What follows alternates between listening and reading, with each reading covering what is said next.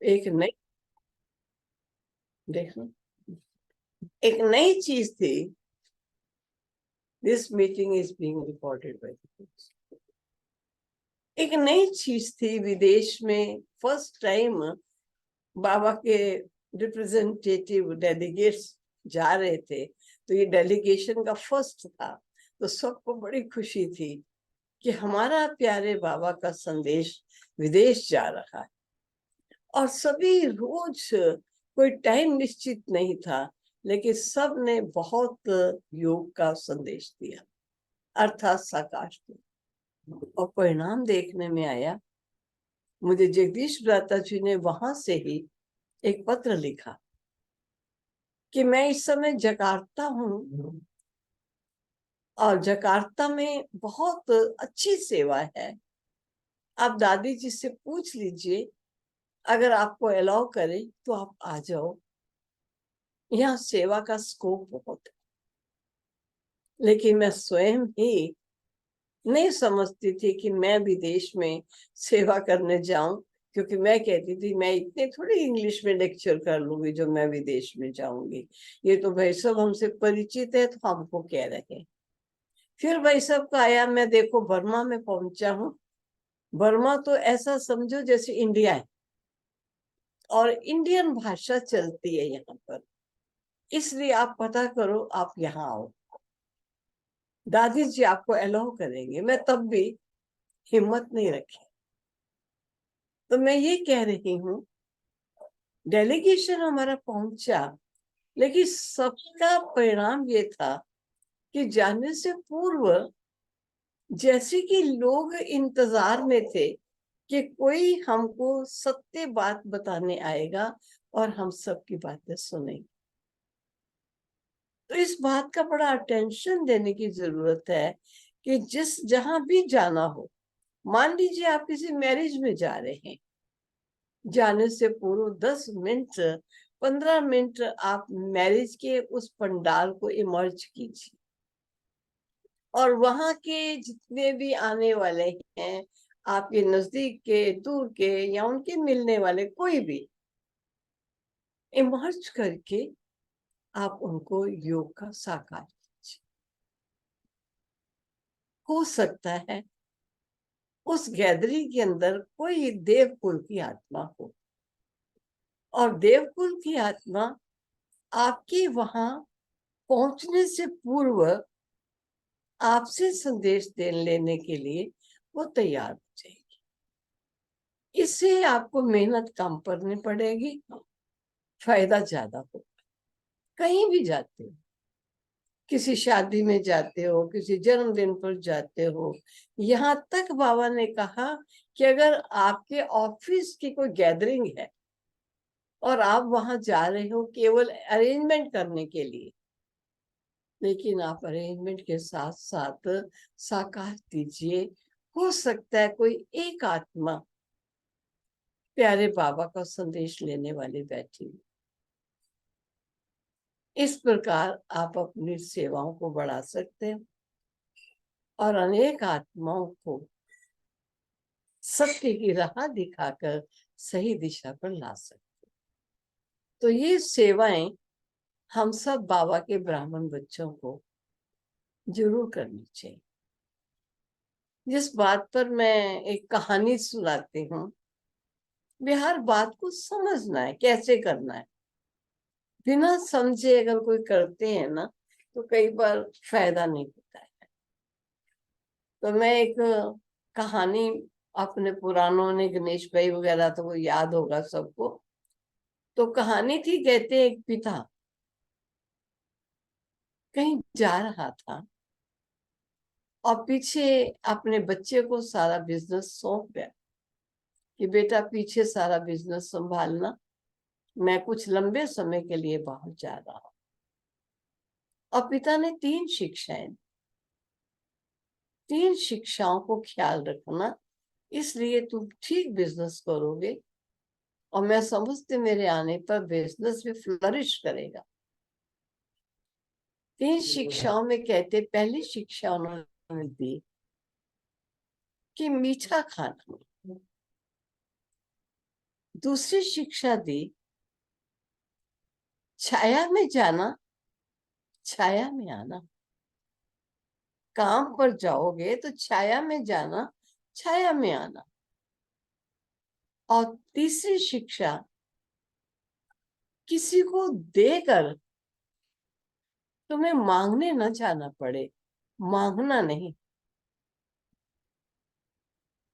तो बेटे को 3 शिक्षाएं मिल गई कि छाया में जाना है, छाया में आना है, और देकर मांगना नहीं है, और मीठा खाना है। तो पिता के जाने पर पुत्र ने मीठा खाना शुरू कर दिया। का आज के बाद कोई भी नमकीन चीज, किसी अन्य टेस्ट की चीज मैं नहीं खाऊंगा, मुझे मीठा ही खाना, मीठा ही मीठा, खाना भी मीठा, नाश्ता भी मीठा, रात को भी मीठा, सब चीजें मीठी मीठी खाने लगी। और फिर कहा छाया में जाना, छाया में आना। तो अपने घर से लेके अपने बिजनेस शॉप तक, जबकि काफी दूर थी, एक टीन की लंबी छत बनवा दी, शेड लगवा दी। सारे इतना पैसा खर्च, क्योंकि करोड़पति था पिता, काफी पैसा लगा के एक शेड बना दी, ताकि छाया में जाएगा, छाया में ही आएगा। और फिर कहा कि देकर मांगना नहीं। तो जो भी उनसे ले जाता, कुछ मांगता लेता, लेकिन वो उनसे मांगता नहीं।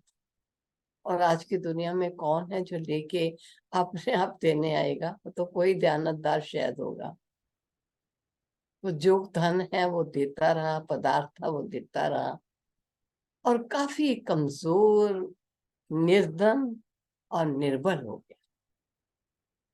जब पिता वापस आया तो पिता ने आके पुत्र की ये कंडीशन देखी, तो कहा बेटा तेरे को क्या हो गया, तो इस दशा में कैसे पहुंच गया?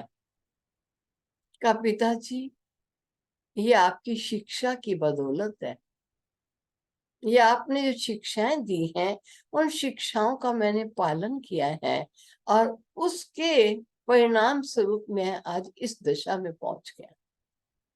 पिता बड़ा आश्चर्य में आया और समझ गया कि पुत्र ने मेरी बात समझी नहीं। कहा बेटा क्या किया तुम? कहा आपने कहा था मीठा खाना, मैं सदा मीठा खाता रहा। कहा मैंने ये मीठा नहीं कहा था, बिजनेस करना है तो हर एक से मीठा खाना, मानो मधुर व्यवहार हो, सबसे प्यार से व्यवहार करना, मीठा खाना।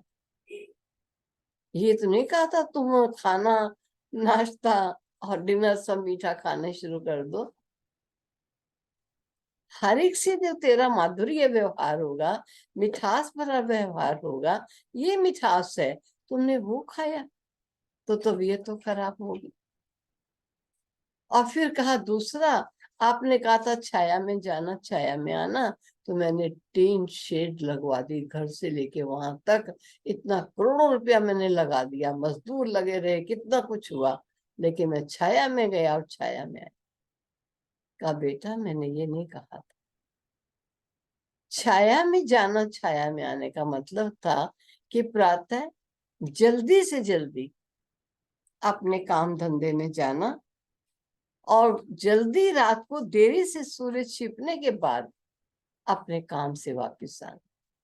जब सुबह जल्दी जाओगे और रात को देरी तक आओगे तो जरूर है सारा दिन अच्छी तरह मेहनत से काम करोगे तो अच्छा कमाओगे, लेकिन तुमने तो टीन की शेड लगा के पैसा बर्बाद कर दिया। मैं तो छाया में जाना और छाया में आना ये कहा था। और फिर तीसरा कहा कि आपने कहा दे के मांगना नहीं, मैं तो जिसको देता है वो लेता चला गया और कोई दे ही नहीं गया, आज मैं निर्धन बन के बैठा हूं। का बेटा इसका तात्पर्य यही था कि अगर किसी को उधार देना तो कुछ ऐसी चीज उसकी रख लेना जो वो तेरे को उधार वापस देकर अपनी चीज लेने के लिए आए। क्योंकि उसकी चीज तेरे उधार से ज्यादा कॉस्टली। मांगना नहीं का मतलब ये नहीं था कि तुम देते चले जाओ और मांगो ही नहीं। मांगने की आवश्यकता ना पड़े, देने वाला स्वयं तुम्हें देकर।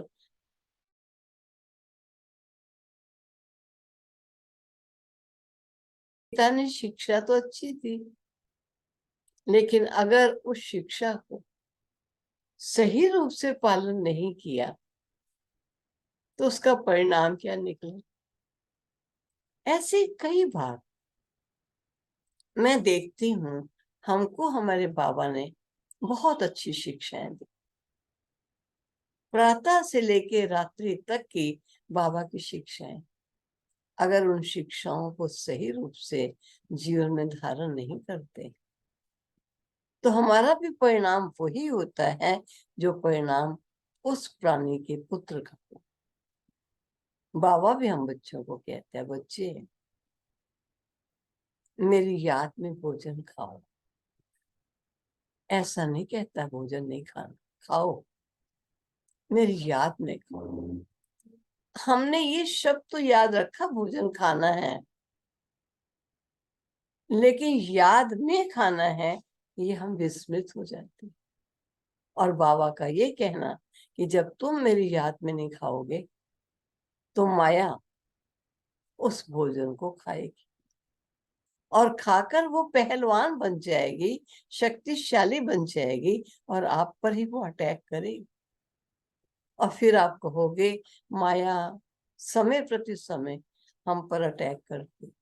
उसका कारण यही है कि आप मेरी याद में भोजन नहीं खाते।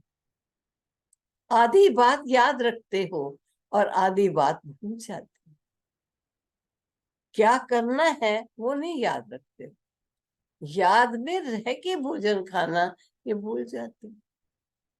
अब किसी एक ने बड़ी अच्छी बात सुनाई, कहा कि मैं किसी मंदिर में गया तो उस मंदिर में उनका यही था कि शाम की आरती के टाइम वो लिखी हुई आरती सब बोलते थे। तो मैं नया आगंतुक था, तो उन्होंने मेरे हाथ में भी एक पर्चा दे दिया और पर्चा देकर कहा कि आपको भी यही आरती बोलनी। और वो जो आरती बोलते थे हिलते हुए, कभी ऐसे ऐसे हिलते हुए वो आरती बोलनी। तो मैंने कहा ये पता नहीं क्या सिस्टम है, हिलते हिलते मैं पूरा पढ़ भी नहीं पाता था, लेकिन मैं भी जैसा तैसा उनके साथ बोलता रहा। तो मैंने किसी अपने ज्ञानी मित्र से कहा देखो क्या सिस्टम बना हुआ है। तो मेरा मित्र हंसते हुए पता है क्या कहता है, वो कह रहे थे, मित्र मेरा हंसता हुआ कहता है कि बाबा ने कहा जो तुम बच्चों ने किया वही भक्तों ने उसकी कॉपी की। मेरे बच्चे भी जब योग में बैठते हैं ना और बाबा की महिमा करते हैं तो कई बार सुस्ती और नींद में झूमते हैं, झूमते हुए बाबा आप तो शांति के सागर हो, फिर बाबा आप तो प्रेम के सागर हो। अमृत वेला नींद आ रही है, झूम रहे हैं और बाबा शांति का सागर है, बाबा प्रेम का सागर है, ऐसा कह रहे हैं। लेकिन बाबा हम बच्चों को कहते हैं कि ख्याल रखना, इस समय जैसी आपकी मनोस्थिति होगी वैसा ही आपसे ज्ञान को लेकर दिव्य जीवन प्राप्त करने वालों की अवस्था बनेगी, क्योंकि वो आपकी प्रजा बने। बाबा ने कहा यहाँ तक नहीं, जो आपकी मूर्ति बनेगी वो भी वर्तमान के आपके संकल्प जैसे होंगे, मूर्ति भी वैसी ही बनेगी। मूर्ति का स्थान भी ऐसा ही होगा और मूर्ति का स्थल छोटा सा होगा या बड़ा होगा, वो भी तुम्हारे इस समय की मनोस्थिति के आधार से होगा। इसलिए हर समय हर सेकंड ख्याल रखो कि हमारे संकल्प कैसे हैं और हमारी मनोस्थिति कैसी है। मुझे बताया गया कि 10 मिनट में बस फिनिश कर देना है, टाइम इनका हो गया। मैं आज पूछ रही थी, कल मैंने कहा एक ऐसा भी ऐप हमने सुना है कि उस ऐप में कितना भी समय बोलो, उसमें समय की सीमा नहीं है। तो समझते हैं थोड़े दिनों के बाद आपको वो ऐप मिल जाएगा, फिर समय की सीमा नहीं होगी। बाकी तो प्यारे बाबा का दिव्य संदेश देने के अर्थ जो अभी प्रोग्राम हो रहा है, आप सभी अगर कुछ नहीं कर सकते तो कम से कम आत्माओं को हृदय से साकाश देते रहिएगा। और मैं देखती हूँ साकाश से सेवा बहुत अच्छी होती है। एक बार का एग्जाम्पल है कि हम साकाश दे रहे थे, क्योंकि हमारे यहाँ पहले पहले मिनिस्टर्स की सेवा जगदीश भ्राता जी ही करते थे। तो भाई साहब ने कहा चलो आज सभी मिनिस्टर्स को साकाश देते हैं, और हमने सबने साकाश दिया। और उसका मैं परिणाम सुनाऊं, अचानक एक फोन आया, और फोन भी वो कॉमर्स मिनिस्टर थॉमस नाम था उनका, वही फोन कर रहे थे। और उन्होंने फोन करके कहा कि मैं आपके सेवा स्थान पर आना चाहता हूँ, मुझे आप अपना एड्रेस। तो हमने उनको एड्रेस तो फोन में दे दिया, लेकिन एक सेकंड भी ये विश्वास नहीं आया कि ये मिनिस्टर स्वयं फोन कर रहे हैं और स्वयं फोन करके आने की तैयारी कर रहे हैं। ऐसा कैसे होगा? लेकिन सचमुच जो टाइम उन्होंने दिया था, उस निश्चित टाइम पर वो प्यारे बाबा के घर में पहुंच गए। जी, ओम शांति दीदी। ओम शांति जी। सॉरी दीदी, बड़ा टाइम हो गया। क्या है टाइम जी? अच्छा जी, मिलते रहेंगे बड़े प्यार से। अभी पूरा हो गया, तभी मैंने कहा अगली बार से जब मैं कभी मिलूंगी तो लंबे टाइम वाला लूंगी, तभी जी मिलूंगी। दीदी, ठीक है। हाँ जी। ओम शांति जी। थैंक यू दीदी, ओम थैंक यू। आप सब बहुत बहुत थैंक्स जो सभी आप एकत्रित हुए हैं। ओम